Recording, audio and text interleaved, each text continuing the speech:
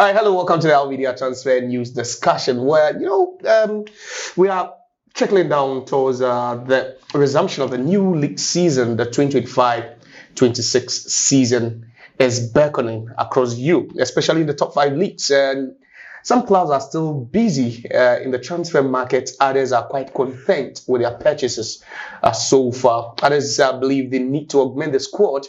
The likes of Chelsea are still not slowing down at all. Manchester United, after completing the deals for Cunha and then also Brand Mbeumo, believe they would also need to tie down a goalkeeper on a long-term basis to fortify their defense. So we're here to talk about quite a lot. And the latest news in the transfer market is that Thomas Partey, formerly of Arsenal, formerly of Atletico, has returned back to Spain, and he has signed a 2-year deal with Villarreal, the Yellow Submarine. So he passed his medicals and he's set to put pen on paper to complete that move. We'll be discussing that thoroughly, because he's also been hit with some charges in the UK and what that or the impact that could have, on his Villarreal career. He started with Atletico Madrid B. He played a couple of teams on loan in Spain before moving to England. And after about 5 years playing in the Premier League, Thomas Partey returns back to Spain. Not just him, but then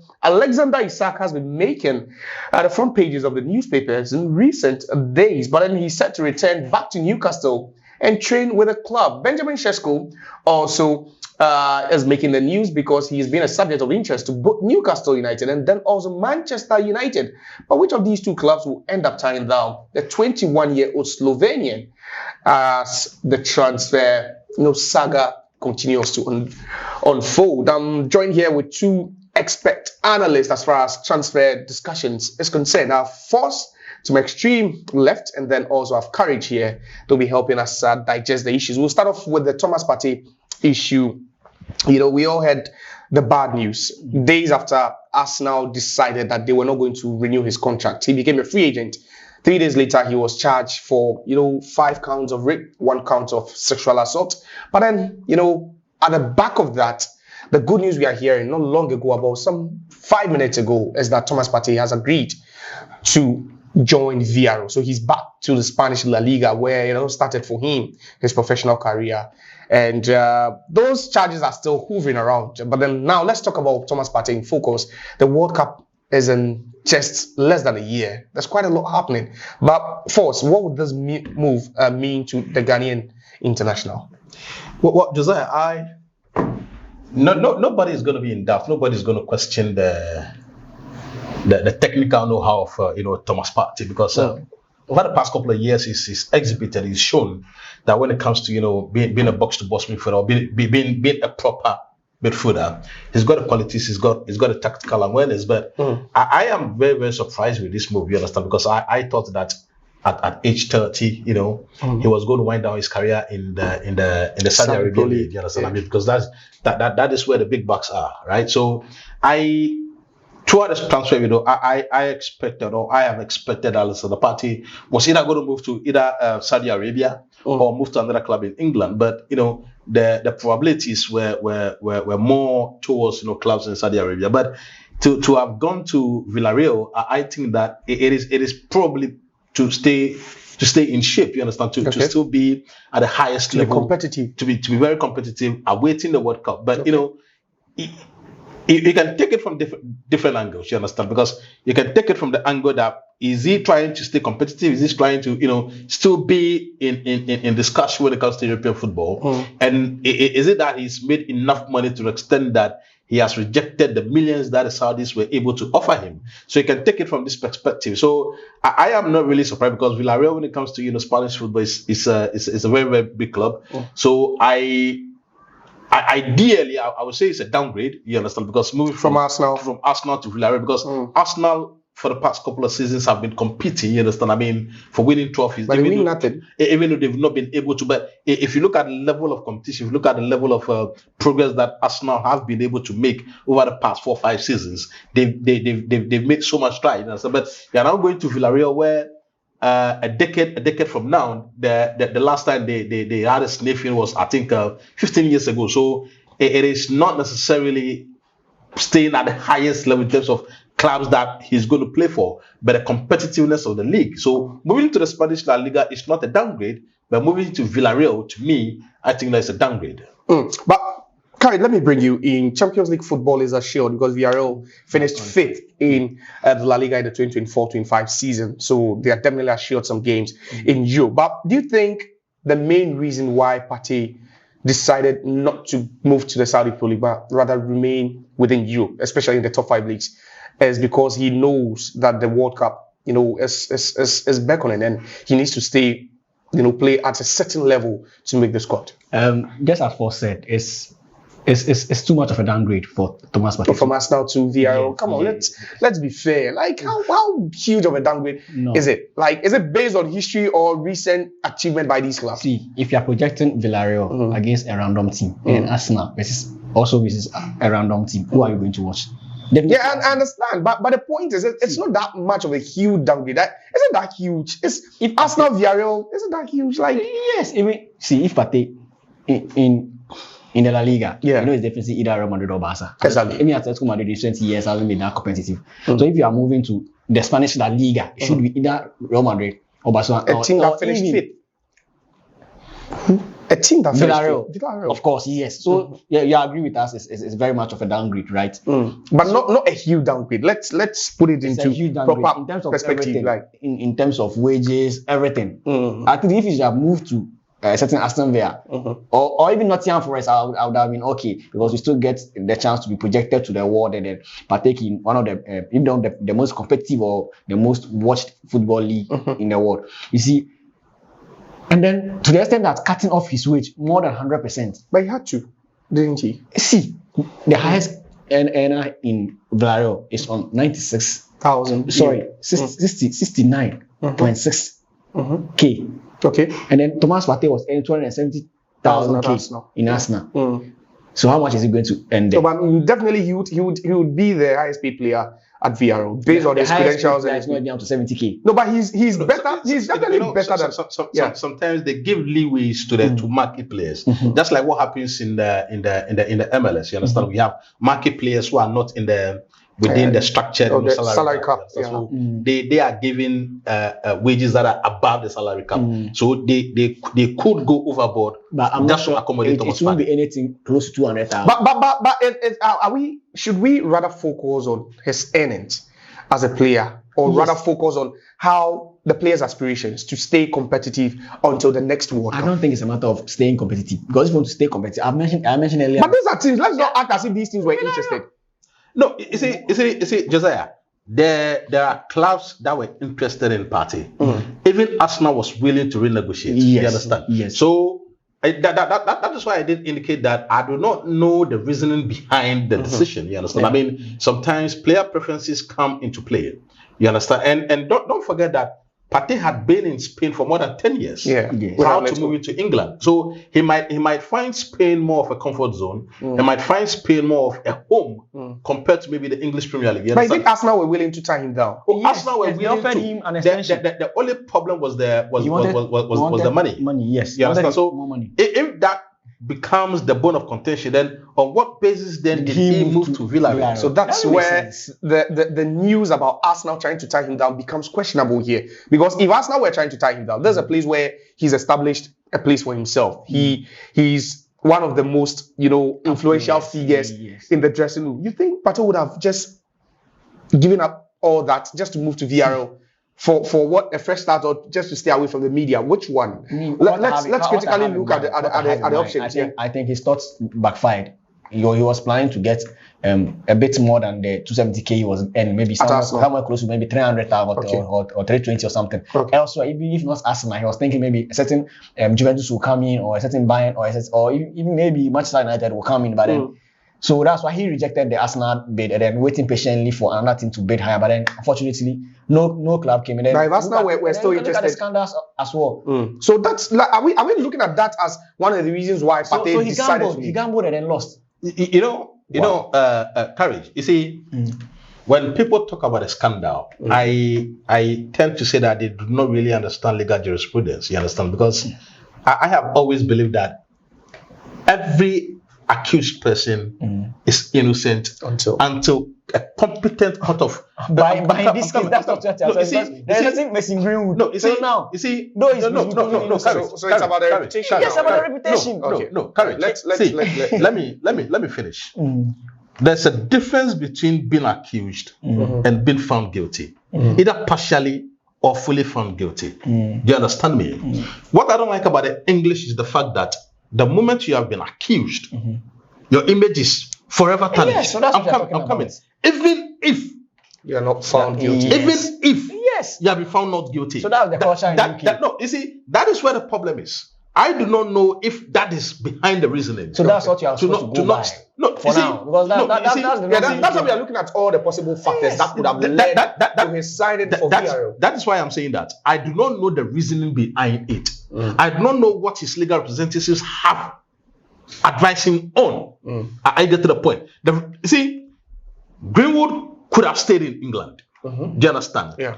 But the problem was that the issue about Greenwood was a bit different because the girl who alleged the rape, the girl who alleged the sexual assault, is the lady he's still with. Currently, so it is the lady who decided not to press the charges again because if I allege and I am not able to press if I allege and I am not willing to become a prosecution witness, the all basis is the prosecution going to stand on. I get to the point. Yeah, I get it. But if you go to a trial, you go through the full trial, and you are acquitted, I believe that your image should not be tarnished. But it's not based on what you believe. No, you see, that is what happens because every person has the right to work. Of course. I get to the point. So the fact that you had only been accused do not take that right away from you. But are we also not taking into perspective how these English teams, uphold their brands and reputation? Yes. Are we not looking at that? Because we saw Kezuma. Exactly. Not Zuma with the violence issue. We saw Benjamin Mendy. What Zuma did is totally abhorrent. You cannot mistreat an animal. I get to the point. Okay. I am an African. Benjamin Mendy. But compared Mendy. That is why I am saying that. The issue of Benjamin Mendy has opened the floodgate for us to criticize the system that is being practiced in the English system. Because if you go to trial, right? And the defense was able to make it clear that the ladies were about to fleece Benjamin Mendy. Their intention was to make money out of him. Not because he had raped them, not because he had sexually assaulted them. I get to the point. So at the end of the day, let's come to the fact. And the fact is that Benjamin Mendy is not guilty. And the fact here is that Partey has been charged. I get to the point. But he's not been found guilty. Until a competent court of jurisdiction has found him guilty, he has every legal right to work in the UK. But the problem is that when we talk about image and brand, I get to the point. On what basis do you say that the issue surrounding Partey is going to affect Arsenal? Because remember that the issue is not a new case. It's been there for the past 2-3 years. 3 years, You understand? So Arsenal has been offered. Is it a coincidence that he had to become a free agent before we heard about the charges? No, we all knew. No, he wasn't charged before. No, he wasn't charged. He was under investigation. Before you charge someone, I get to the point. The English common law, in English common law, before you charge someone, you must have been convinced about the charges. Of course. I get to the point. Then you can tell a judge to file the charges against the accused. It could be proven. Because it could be proven. Do you understand? So that is where the issue came to in 2025. So if you say a coincidence, no, that's why I'm asking. Is it just that sometimes you're allowed to even imagine it could have been a conspiracy theory that it was just sheer coincidence. Maybe Arsenal knew what was coming, so they had to back out. They had to just step aside, and just allow him to deal with his fate. Is it sheer coincidence? It is coincidence because Arsenal, when the issue came out in I think a couple of years ago, they were offered legal advice, you understand? Whether to let Partey work or to renege on his contract, you understand?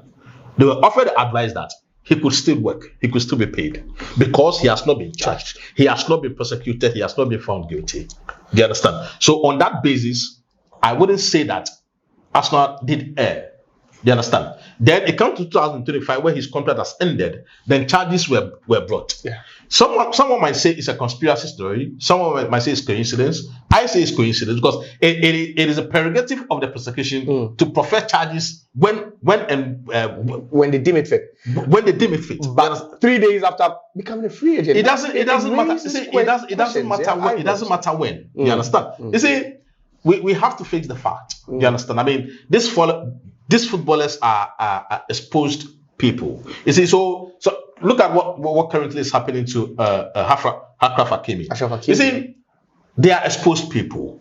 Since I started following football and becoming a pundit in the early 2000s, a lot of footballers have been accused of rape. And 99% of the time, they have been found not guilty. Wow. Do you understand? So it just tells you the sheer volume, the sheer malice that women have towards these guys because of their wealth. Do you understand? So it is not imaginable for me to say that Partey, see, at the end of the day, Partey will go to trial and he will be found not guilty. You believe so? It is so. 5 charges. So it is rape, so. 1 charge, 1 count of Josiah, it is one count of sexual assault.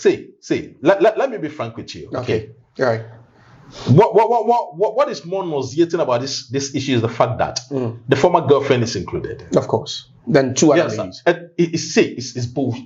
It's bullshit. Right. But Courage, we are still talking about the factors that could have, informed Partey's decision to maybe turn down a deal from Arsenal for a potential renewal of a contract and then move to Spain where he believes. We've seen the likes of Lukaku. He's never been charged with such a thing. But we know how loud, and annoying the media in the UK. I'm using annoying because sometimes they can be very, very, very annoying. You think the media is one of the reasons why Partey would want to leave Arsenal? Because whatever Arsenal might be offering him, I believe, with the exception of maybe, cutting down his wages, Villarreal could also offer him say. No. I don't think the media had a role in this. You think so? No. Because we all know the English media. They always endorse, I want to say mediocrity. But if a player of Partey's caliber, okay, he's always everywhere, almost everywhere. I recount when the issues happened. Yeah. I went on social media to check what was going through and then what was going on between Arsenal fans. A lot of people said just because he plays for the first woman, of course, said because he plays for Arsenal, they don't even mind. Wow. Because if it were to be any random person, they would have been loud and then at least help her. But you think it wasn't loud enough? With all we heard, Partey being dragged for 3 years. Arsenal were surely protecting him, like they didn't want to escalate things and then. Okay. So I don't think the media did very, very well in pushing his football career, other than. But maybe because he hadn't been charged yet. Yeah. So the severity of the case wasn't at a crescendo, but now he has been charged. You see, it could also be. Because the scrutiny is going to be that since he's being charged, Arsenal should not offer him a contract. Because that was the issue in the English, of course, the English press. And the timing. Are we not talking about the timing? 3 years on, contract runs out. Days later, it looks like the dots are connecting, aren't they? They are not connected. You see, Josiah, I have always said that it is at the prosecution's discretion to prefer charges. Okay, do you understand? When the time is due and the prosecution thinks that they can get a win or they can prosecute the case to a logical conclusion, they will prefer charges. Okay, that is on one side. That is not really my problem. My problem is the fact that is the environment would the environment had been conducive for Partey and his family, his young family, in to London. thrive in England, to thrive in London. After all that has happened. No, it is not after because the case is still unfolding. Yeah, so the issue would have been hanging around his neck. So would it have been conducive? It would have been a bit destructive for him. Of course, it would have been because you see, Partey has a young family, and as a footballer, imagine being embroidered. This is not just a criminal case. You understand? I mean, the English legal system sees rape and sexual assault as a very serious offense. Yeah. You know? Yes, it's a serious. No, it's not a civil case. It depends. It's not a civil case. It's a serious criminal issue. You understand? Every jurisdiction finds it very, very, very, very serious when it comes to sexual crimes against women. You see, so the environment would not have been conducive. The environment would not have been proper for Partey to bring out his best. So I think that even though I might not know the reasons behind the decision to go to Spain, because I felt I should have gone to Saudi Arabia, this might be the reasons if you think critically about the whole issue. Interesting. But quickly, what is Villarreal getting in Thomas Partey? What are they getting? They're getting a complete package. He's very versatile. He can play at the right hand side of defense, playing all departments in midfield, attacking midfield, central midfield, then also defensive midfield. He specializes in all these departments. So even if they're going to get staff, he can even feature as number 5. So they're getting a world-class player, yes, because Partey, he has proven in the EPL, and then he's playing consistent for Arsenal, and then staying consistent in top 2 or top 3 every year after year, and then being a very integral part of this Arsenal team, this current Arsenal team, and then also being the face of the Black Stars in recent years. He walks into the team as the best player? Yeah, into Villarreal. No, I don't believe so. I don't think so. There are a couple of good players. Baena, yes, Gerard Moreno, but first, quickly, you think he walks into that team as the best player? Is there a doubt? Now you think he walks? You see, let's even talk about the pedigree. You understand? Okay. I mean, for the past couple of years, Arsenal has led.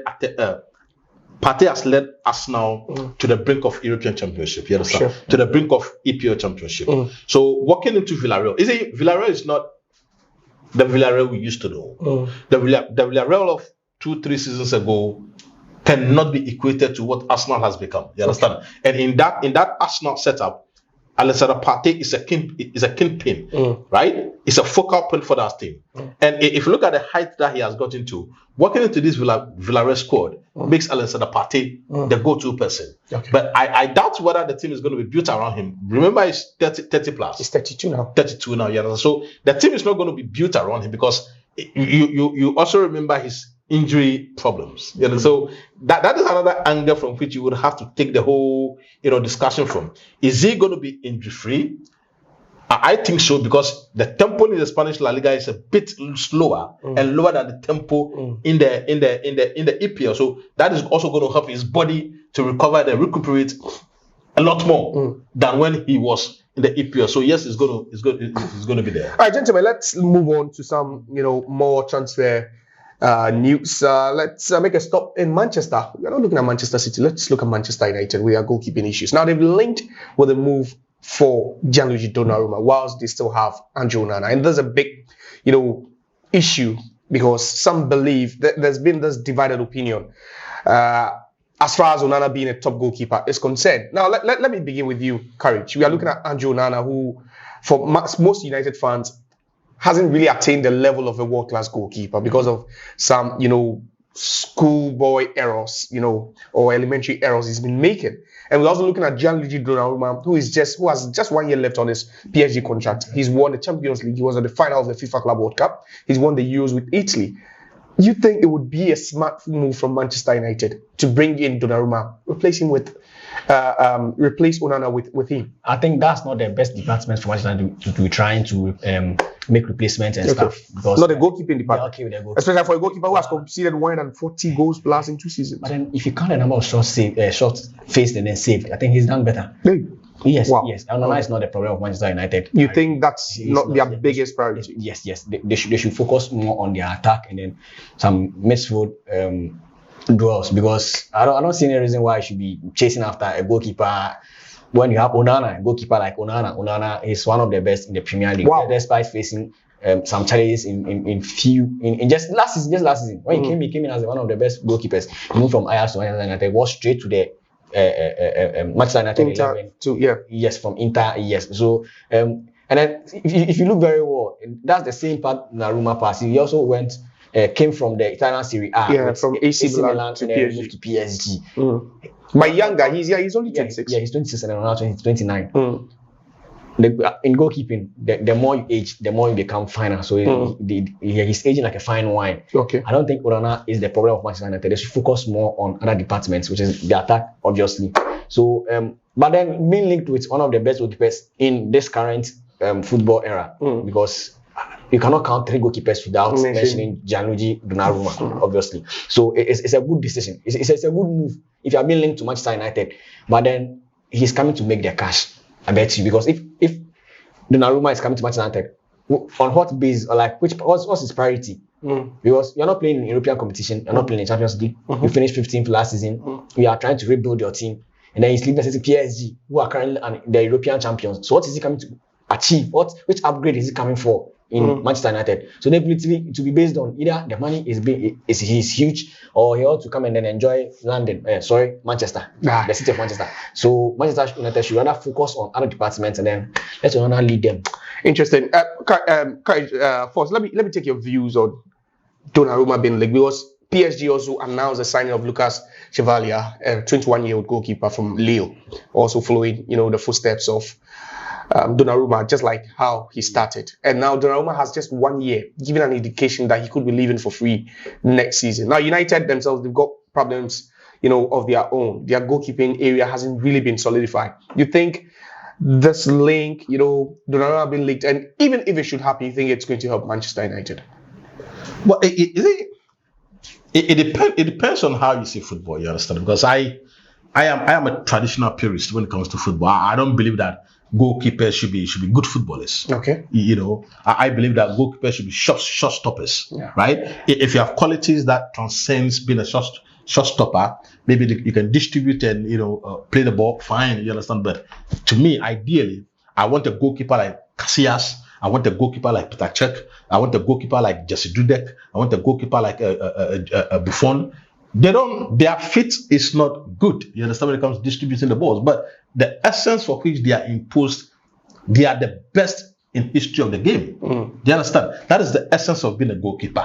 A goalkeeper, to be a shot stopper, to prevent goals. But if you have qualities that, like I rightly indicated, that go beyond being a showstopper, that is perfectly clear. We have somebody like Manuel Neuer, fantastic showstopper, but also very good with the foot. Fine, you understand? But if you are lacking as a showstopper, but very good with your foot, then what's the essence of being a goalkeeper?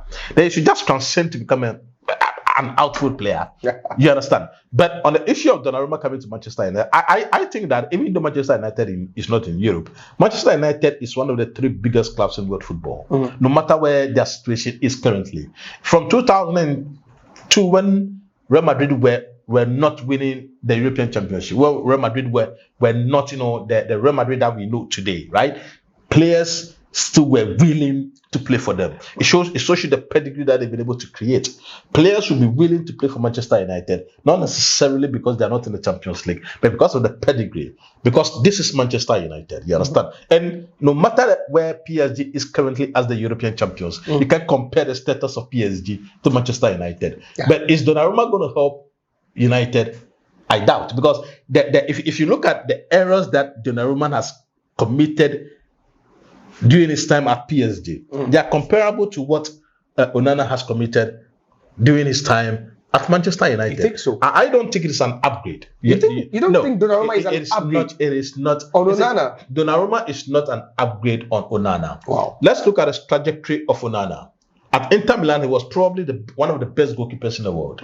You look at what he did in the Champions League, leading Inter Milan to the Champions League finals.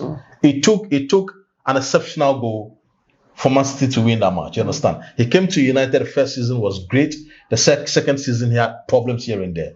But like Karen rightly indicated, if you juxtapose short-faced, the saves made and the goals conceded, you realize that he was average last season. But last season the whole team was shambolic. The whole team was that bad. You understand? So if you that is why a couple of seasons ago, Jose Mourinho did indicate that if your goalkeeper is the best player in the team, then your team is not a good team. In this case, was he? He wasn't. He wasn't. Yeah. So it just tells you that the whole team was that poor. All right. So let's move on. Let's also make a stop in Liverpool, Merseyside. We talk about the team with the most money spent in this transfer window. We can't talk about our transfers without talking about Liverpool. So there's been Milos Kekeja, there's been Jeremy Frimpong. After losing Trent, they've brought in Flan Reds for a British record fee, and then Hugo Ekitike. But they are not done, because they are still breathing down the necks of Alexander Isak, because they still believe there's more cash to be spent, especially with the likes of Darwin Núñez and then also Harvey Elliott set to depart the club. Should we be scared of what Liverpool are doing? Because it's outrageous. We've not seen a team win the league in one season. The next season, they go so forcefully into the market trying to get every quality material out there. Should the other 19 teams be scared? Courage. Definitely, they should be scared. Look at Jeremy Frimpong. He's been immense last season. Yeah. One of the best wing backs he's a direct replacement for Arnold. He does same thing Arnold does. The only thing is maybe the long range. Okay. Yes, and then he's good at defense. He supports attack very well. He's very, very flexible. He's dynamic. He's just a very good player. And then Keke is, if not the best left back in the Premier League last season, they're one of the best. It's a very good inclusion. And then also world record signing, EPL record signing, of course. And then Hugo Ekitike. Then they are not done yet. They are still chasing after Alexander Isak. They are willing to pay over 140 million or something. You should be very, very scared because they already have a well-established team. But one thing about Liverpool is they didn't sign a single player last season. They reserved all those monies and then invested it this particular transfer window. So in every department of the game or all positions, I think they have about on average they have 2 very, very good players they can select one from. Because if you go to their defense, there's certain Joe Gomez, don't forget he's still there. And then they already have Konate and then Van Dijk. Joe Gomez have amassed more than 5 years experience in Liverpool alone. And then they have Chimikas, who is still there. And then I don't know if he'll be deputizing or he will be the first choice. Okay. As we speak right now, there's Jeremy Frimpong and then there's also the Bradley. Conor Bradley. You go to the midfield, even a player like McAllister will struggle for position this particular season. You think yes. Because there's Gavin Birch also, and then with Flowers who not playing on their wings, but rather in the middle. So and then Liverpool they play 4-3-3. They play 3 midfielders and then 3 attackers. So if you have Gavin Birch and then you have Waits also dropping into the midfield, then what are you going to do with McAllister, Szoboszlai, and co? You see, and then in attack, I never know. It will not happen. You are not going to buy Ishak and Ketike combined for close to 300,000 and then decide to play one. They'll surely go for two up front. So meaning they are going to change formation next season from their regular 4-3-3, maybe 4-2-3-1 or something. And then where are you going to place? Who is going to play at the left-hand side of attack? Because Mo Salah is at the right. Right, yes. So who's going to play at the other side? Because Luis is already gone. He's going to buy him. So I don't know if Ekitike will occupy that space and then leave the middle for Ishak. And then even before Ishak and Ekitike, they already have strikers. Yeah, there's Darwin is still hanging around. Kanigak, you see the squad depth, and then this is a mark of champions. A team that wants to be dominant. They want to rip off. They just want to win every single tournament they are participating in, because the FA Cup is usually played by under 21s and then reserves. And if you have Cody Gakpo, Szoboszlai and co on your bench, meaning that we're not going to get enough minutes in the Champions League or even the Premier League. But then definitely, I've run a football club before. I know if you don't get enough minutes in the Premier League or in the league, you get to play some friendlies. But then they'll be replacing those friendlies with the FA Cup and the League Cup. Sure. So Liverpool, they are up for the quadruple. Wow. Because I know Liverpool, after winning the Premier League, their next target to be the Champions League. Because it's been a while during the COVID. They won one during the COVID. Yeah. So I know definitely they'll be chasing after the Champions League. And this is the very, very right step in the right direction. They should just amass their players like that. And then Liverpool, we know them to be very, very direct with their tactics. They don't keep possession too much. They want players who are very, very efficient. So we give you 3 chances, you score 2. That's what they are chasing after. So you look at a player like Alexander Isak, he has the numbers. You look at Ekitike, he also has the numbers. They are coming into this Liverpool team as the top scorers in their previous clubs, and then one of the best players in the league. You cannot mention 2 or 3 strikers in the EPL currently without mentioning Alexander Isak's name. Ekitike, 15 goals last season. That's one of the wildest you can see in the German Bundesliga. Wow. You see, so these are very, very quality players. And then Florence needs no introduction. So these are very, very quality materials capable of challenging for any trophy at any given point of time or day. So I look forward to seeing what they'll be able to produce when the season kickstarts properly. They've already hit or even frogged the 300 million threshold. They are heading, if they should bring in Isak, that'll be close to 420, 450 thereabout. That's quite some wild spending. We've never seen Liverpool go on a rampage like this in the market. They are looking at getting everything they believe they deserve to get, especially at the right price. But you think with Isak returning back to Newcastle, would you call that deal off, or you think it's still lingering and there's a possibility it could happen? Is it Newcastle wants to win the EPL? You understand? They want to compete in the Champions League. Yeah. And they've got a financial muscle to go into the market, if not for PSR. You understand? But the problem is going to be that Would it rather you sell a player, or would it rather you keep a disgruntled player? I get to the point. Will they be able to motivate Isak if he stays? That is another angle from which you can take it from. Or you'll be ready or willing to take the £140 million that Liverpool is going to bid again, because Liverpool bid I think 115, yeah, 115, yeah, or plus some variables. The variables are there, you understand? But he's not going to go for less than 150 million. Wow. Yes, he's not going to go for a striker who scored 27 goals. You see, let's not even talk about his goal scoring abilities. Alexander Isak is a fantastic footballer. Okay. You can't take it away from him. Yeah. I see Isak, I see Thierry Henry. They give you almost every single thing that a striker should give you. He's good with the ball. His positional understanding is great. His movement is perfect. His goal scoring ability, which is the essence of being a striker, is on point. Yeah. You understand? So every facet of the game of being a striker, he's got it. Right? So if he can give you close to 30 goals a season in this Magpie squad, imagine what's going to happen in a Liverpool squad that won the league last season.